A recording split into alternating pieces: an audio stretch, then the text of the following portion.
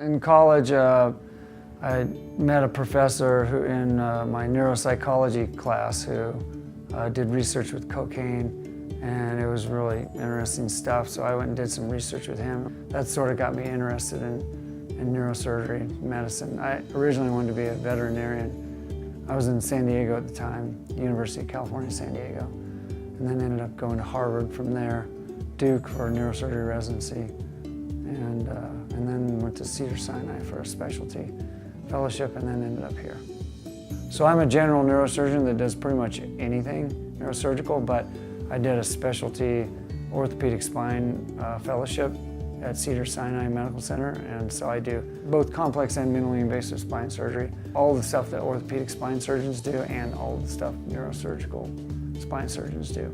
Somebody that might come and see me is someone with neck pain or back pain or radicular pain in their arms or legs, or a tumor in their spine, or a vascular malformation, or scoliosis, or some other type of spinal deformity.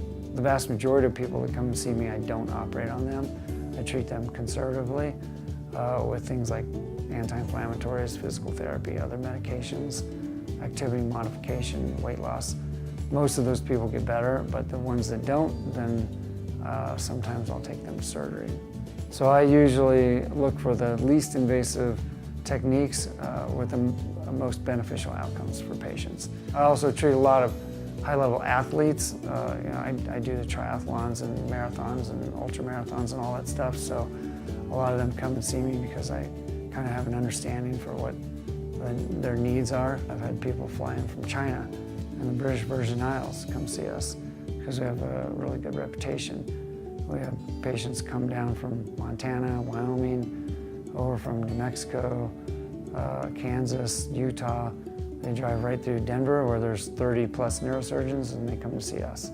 Boulder Neurosurgical Associates is much different than a typical private practice. We're sort of an academic private practice. We have a 501(c) nonprofit. It's called the Justin Parker Neurologic Institute that I founded about 15 years ago.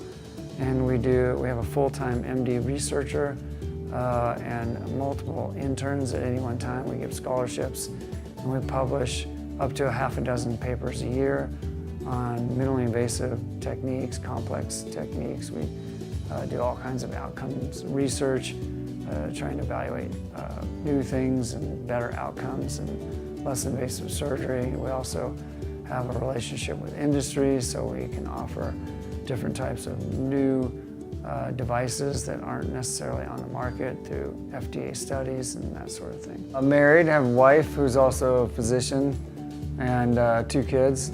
We do a lot of stuff outside, like fishing, hunting, riding motorcycles, shooting.